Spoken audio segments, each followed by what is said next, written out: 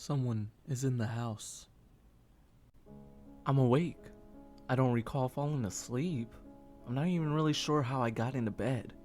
There seems to be a very distant ringing in my ears, like the aftermath of a concussive blast. The ringing seems to be far off in my head though. I must have had a rough night. Honestly, I can't even remember the previous evening. Yeah, must have been a rough night. I roll out of bed and my feet hit the cold, hard tile floor. Rubbing my hands over my face, I try to shake the cobwebs of sleep and whatever I had drank the last night. Glancing out my nearby window, I see a glooming, overcast sky, light rain falling on the leafless forest that surrounds my property. Is it fall? I honestly can't remember. Ugh, I swear to God, I'll never drink that much again. I made some hollow promises 100 times before, I'm sure. Moving off the bed, I walk down the hall and descend the staircase that leads to the main level of my house. The top 3 stairs creaking under my weight, as they always do. Midway down the stairs, I can see outside through the Enemyville style horror window over my entryway. That drizzle and the clouds have settled like they're gonna be around for a while. I'm not going to work today. Wait, I don't have work today, right? It's the weekend, isn't it? I shake my head vigorously and make that same hollow promise to God again. This day is going to be far worse than my night must have seen. The kitchen has a digital clock, so I stumble in to check the day and time just to be sure I don't need to call in sick. Clock says 9 a.m. I'm late if it's a weekday. It's Sunday. Excellent. Time to crash on the couch and do nothing.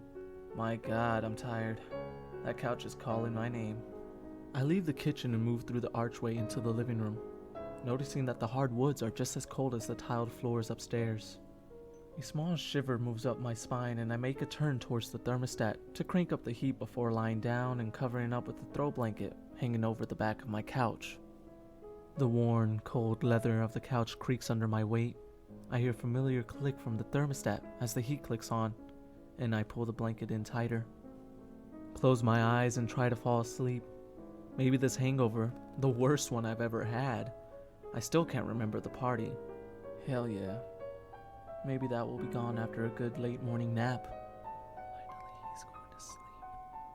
The whispers start immediately. I bolt upright in the couch, throwing my blanket aside as I do. I scan the room aside from me. The living room is empty. The upstairs bathroom fan is running. Did I leave it on? Did I even go to the bathroom this morning? I sneak quietly from the living room through the kitchen and peek around the corner, silent as a church mouse. I had to have been a ninja in the past life or something. I look up the stairs and see that the bathroom light is on, and the exhaust fan is definitely running. Maybe I destroyed the toilet last night and left it running to kill the smell before stumbling into bed, I think. But the whispering starts again, and it's coming from the bathroom. There is no time for stability now, so I bolt up the stairs, the top 3 creak as usual, and I burst into the bathroom. If there's someone in here, they're about to get their ass kicked. But the bathroom is empty, and the whispering has stopped. Okay, I'm far more hungover than I thought. I flip the bathroom wall switch to kill the lights and the fan, then I realize my bed isn't that far away at all. Sleep. I need sleep. I'm so tired. The bed is in there, in my room, dark and inviting. I'll just sleep it off and wake up feeling much better. Time for that nap. I lay down on my bed, sinking into the mattress like butter on a hot pan. Pull the covers up to my chin and close my eyes. Sleep. Or at least I think I went to sleep. I'm definitely awake, but I don't recall falling asleep or dreaming. The darkness, it's crept into my room like a cat burglar, casting shadows on the far wall that look like little demons ready to jump out of their 2-dimensional wall canvas and attack as full-blown horrors. Must be nighttime again. I can't see anything through the window, but I can still hear the faint pattering of rain on the roof. I throw the blankets back and sit up and rub my face again. Still tired and groggy and hungover, I leave the demons behind me on the bedroom wall and head to the bathroom. The light is still off, so I flip it on. The light from the molded glass fixture dances all over like miniature crystal ballerinas, and the exhaust fan comes on as well. I sneak a peek into the toilet. Nope, no prayers offered up to the porcelain god in there, I think to myself. As I turn to the mirror to my face, and dreading the sight I will behold in this rough state, sounds from downstairs freeze me in my tracks. It is the unmistakable sound of silverware on plates. Someone's eating dinner in my house. The top 3 stairs creak once again as I fly down to the first floor and burst into the kitchen, throwing the door wide as I enter and head towards the dinner table by the bay window. There are plates here, remnants of half-eaten meals on each of them, but whoever was here eating my food left in a hurry when they heard me coming. The hardwood floor leading to the front door sounds like a herd of elephants that are holding a track meet on it. The bastards are running out the front door. As I quickly head to the entryway, I see the door close and heard the deadbolt click into place. They have a key? They must have, because the door just locked from the outside. I peer through the stained glass window slits that are on either side of the door, but I cannot see anyone in the blackness of the rain-soaked night. Enjoy the weather, you pieces of shit. The idea that someone was in my house, eating my food and had a key, disturbs me. There was clearly more than one, and while my past life ninja skills might help me fight them if they return, I don't want to pin my survivability hopes on reincarnation theory. Besides, I'm so tired. Let the cops do their job. I grab the phone off the wall and dial 911. Nothing. I hang up and try again. Still nothing. There is no dial tone. Did they cut the lines? Bastards. Now, I'm pissed. They were in my house, eating my food, and now they cut my phone lines. Well, they don't have a car, because I would have heard it fire up and drive off. Oh yeah, their asses are mine.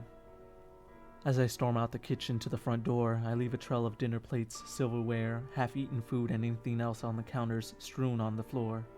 That dull ringing in my ears has intensified a bit. I'm tired and groggy, but I don't care. I'm pissed. I open the front door so fast that I can't even feel the brass handle in my palm. It slams shut behind me. Taking long, determined strides into the fog-covered yard, it seems the rain has let up. I start searching for assholes and elbows because I'm sure those fuckers are running away. I spend the next hour searching the yard along the tree line but don't find any sign of people. Whoever they were, they're long gone now. And damn it, I'm still tired as hell. I don't have time for this. As I head back to the house, I notice the lights on the entryway are on. They cast a glowing image of the Amityville Horror window above the doorway onto the stone slab porch and my front yard. And the front door is open. I don't remember closing it, but I know I heard a slam from behind me. I break into full run and charge into the house, stirring up a vortex of wet dead leaves in my wake. I notice the ringing in my ears has increased intensely, and I can hear the din of whispers in my head. What was that? I'm so scared. As I storm onto the cold, slick floor in the entryway, I see 3 people. The first is clearly a priest of some sort. He's holding up a rosary with one hand and has a small open Bible in the other. The second person is a short, sad-looking woman with a floor-length coat pulled tight around her, its fur-lined trim and collar cinched closed with little wooden pegs. The third person is my daughter. That's right, I almost forgot. I have a daughter. How can I forget her? She's beautiful standing there in front of me. I have a tremendous sense of loss and realize I miss her so much, but I cannot figure out why. Didn't I just see her the other day? Well, didn't I? Images of a beach, the warm salty air on a windy day flashed through my mind. My little girl's there, and we're flying a kite. I can hear the waves crashing onto the sugar sand shore, and my daughter laughing as we run through the surf. It was a great day, and she was so young, beautiful, and full of life. She is crying now, mouth covered by her hands as she scans the area of the entryway we are all standing in. She looks at me quickly and then her gaze moves on, searching. But for what? The sad little woman with the fur-trimmed coat, however, looks right at me. She has a grim look on her face as she pats the priest on the shoulder and shakes her head. The priest stops waving his stupid rosary around, goes silent, and then moves to hold my daughter as to console her. "He's here," says the short woman. My daughter lets out a sob and the ringing in my ears gets loud. He is confused and angry. He doesn't understand yet. My daughter uncovers her mouth and her lips quiver. She squints her eyes as to hold back more tears. Can he hear me? What's he saying? The short woman shakes her head. It doesn't work like that. He can hear you, yes, but I don't hear what he says. Just emotions, feelings. You can speak to him. My little girl, little no longer as I realize she's a full-grown woman now, wipes her tears away from her eyes, sniffles and offers a smile. I sort of laugh because she thinks she's looking at me, but instead she's looking just off to my left. But why wouldn't she be able to look right at me? I'm standing right here, right in front of her. Dad, you can go now. We are going to be okay. Mom and I love you and miss you so much, but you have to go. You will be better off. My daughter laughs a little and smiles, that smile I always loved to see. Don't worry. I won't let Mom sell the house. I know you love it. The ringing in my ears is nearly deafening now. Why is she talking to me like this? Why does she want me to leave? And why is she not the 10-year-old girl from my memory? I realize I'm screaming these questions at her, and the ringing has become full-blown pain in my head, but I don't care. I press my hands to my ear, trying to block out the noise, shake my head side to side, and continue screaming questions at my daughter. The short woman shakes her head again. She casts a sad look towards my daughter. He is angry. He's yelling at you. I can't hear the words, but he doesn't understand why you're saying these things. He is very, very confused. He doesn't know it is his time to move on from this life. Wait, what did she just say? I stop screaming and lower my hands. The ringing in my ears is subsiding, and instead, being a slow descent into a single harmonious sound. What does she mean that it's my time to move on? My daughter smiles again. I have missed that so much. Dad, we love you. It's time for you to move on. You can't keep scaring the hell out of Mom and I. We appreciate you staying with us to make sure we are okay, and we are. But you need to go. Behind my daughter, the kitchen doorway suddenly flares to life with the brightest light I have ever seen. Pure, clean, and inviting. That harmonious tone grows louder, not painful, but inviting. I look away into the three people standing behind me. They do not see the light. It beckons to me. So I begin my walk towards it. The short woman pats my daughter's hand and nods her head. Her smile tells me that she knows what is happening, even if I do not. I move closer to the light, its beams of white falling over me like loving arms pulling me into their embrace. The tunnel entrance is so close now, but I stop and turn and look at my daughter one last time. I mouth the words, I love you, knowing that no sound will come from my lips. The short woman whispers in my daughter. She sobs briefly and says, I love you too, Dad. I step into the tunnel and let the light take me. The tunnel isn't very long and the light near the end begins to shift. I could smell warm, salty air, and I hear the crash of waves on the sugar sand shore. My little girl giggles. Thanks for sticking around for that sad story. If you like that, go ahead and give it a comment, give it a like, and subscribe. It does help me push out more content. Again, it's your boy Okina. I'll see you on the next episode.